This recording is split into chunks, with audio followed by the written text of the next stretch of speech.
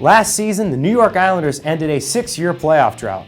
Colin McDonald, a Connecticut native, was a big contributor to their success. He scored 2 playoff goals against Pittsburgh. It allowed him to get an NHL contract extension. This is big for Colin, considering the fact that he spent the better part of 6 years in the American Hockey League. Dad had an NHL career, played with the Rangers, and he played with the Whalers. And tell us a little bit about that. He introduced me to the game, and I think the part that I take the most from that is just the experiences that I was able to have that maybe most kids are not able to have. And what I mean by that is obviously him coaching me and having his experience and knowing what to teach me.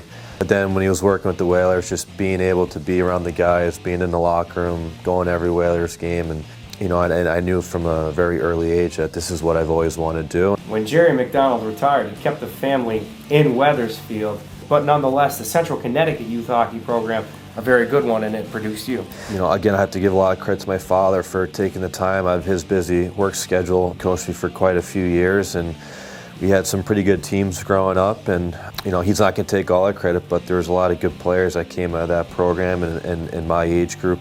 We all benefited from having that NHL experience, and he did a good job relaying that to us. You get to play in Hockey East with Providence College. What made you decide to go there? Well, I had a really good connection with the coaches there. I had a few different offers from very good schools, and it was a tough decision, but I knew I was going to have a chance to play a lot coming in as a freshman. And again, it was a great school. I love the academics there. I love the coaches, the guys that I met throughout my 4 years there, and it goes by too fast, that's for sure. Now, when did you find out that you were going up with the Edmonton, that you would play for their organization? Well, I spent 3 years in the American League without a call. It was actually Thanksgiving morning. We had a quick skate because I was playing in Springfield. I was 20 minutes from home. I had the whole team coming over to my parents' house, and we were going to do a big Thanksgiving meal. And my mom got 2 or 3 turkeys, and sure enough, I call her right after practice on Thanksgiving morning, and she's cooking, getting ready for all the guys. I said, "Mom, I'm not going to be there for Thanksgiving." And she's like, "What do you mean?" She's like, I just got called up to Edmonton, and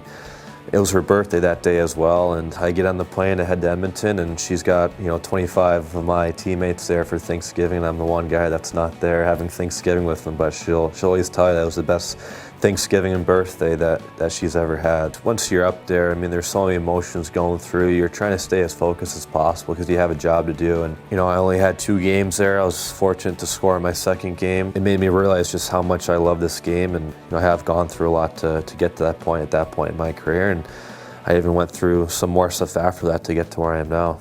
But what about getting that goal and then you don't get to play for another couple of years in the NHL? Yeah, so I got sent down the next day after I scored. You think you're going to be in the lineup for at least a couple more games, and for whatever reason, it wasn't enough. So I ended up having to sign an American League deal, which again was very tough to swallow. It just fueled the fire within me to prove to these teams and to prove to myself and to prove to anyone following my career that I am good enough to play in the NHL, that I just had to continue to persevere and just keep trying to get better and just believe in my heart that one day there'd be one team, one coach, one GM that would give me that chance, would like me, and know that I could be a big part of their team. And the Pittsburgh years, what happened there? Why couldn't you get the call up to that level for them? I played 5 games with them, and as you know, Pittsburgh they're so deep. It's such a tough team to make. I learned a lot from, again, just my 5 games up there. Again, it was a great experience for me, though, to play with guys like Crosby and Malkin, to see how these guys practice, to see their work ethic on and off the ice. And I think there might be a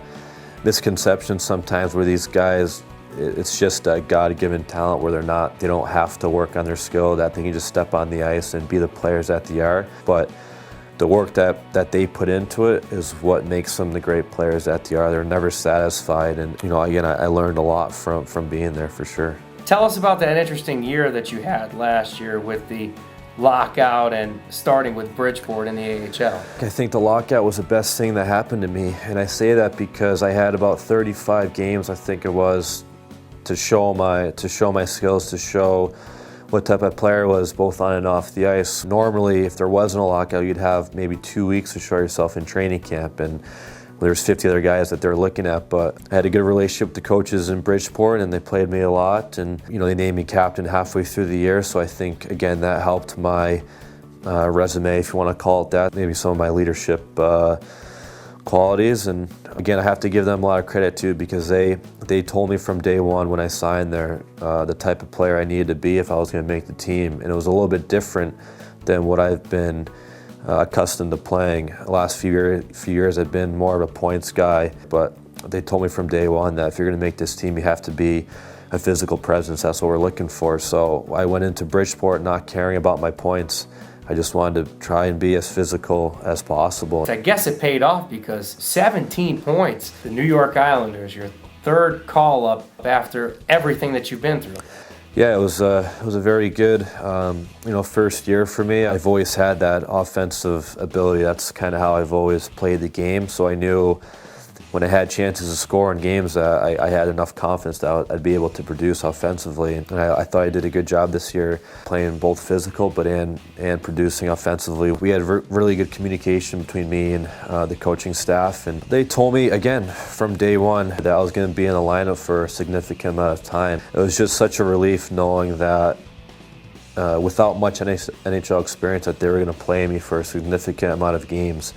Regardless of how well I was doing, I think I felt just more relaxed. I can go out there and not be afraid to make mistakes. But I was able to play every game for him and every playoff game. And again, I just continued to, I think, earn their trust, but more importantly, earn my teammates' trust throughout the course of that season. The points kept coming, and you had 2 goals in the playoffs against Pittsburgh. That had to feel good. I wanted to show those guys that I can play at this level, and it was gratifying for me. And I'm not trying to prove them wrong. Like, I'm not saying they didn't think I could play at that level. It's just the situation wasn't right for me at that time. And I know that they're happy with how my career is going this year with the Islanders. 2-year contract extension in March. It seems like now you have that stability. It's the only time in my career that I can finally say I have stability, and I'm in a different mindset going into this camp than I have to my others. But again, it doesn't change the way I think, as far as still trying to prove people wrong, that still don't think I can play at this level, and proving people right that believed in me all throughout my career. And again, the competitor in me, I'm always going to try and I can continue to get better, continue to help this team win games. So I'm definitely not satisfied with where I am. I'm just very happy with how things have worked out for me within the last year, and the fact that I can just get to camp early and get settled into my place, and just very familiar with everyone, and the fans know me. I've worked pretty darn hard to get to this point, so I'm gonna enjoy it as much as I can. You'll be playing preseason games before you know it. What are the prospects for the Islanders this year? Well, I expect us to be very good. A lot of us got that playoff experience that we haven't had, and we got a taste of it.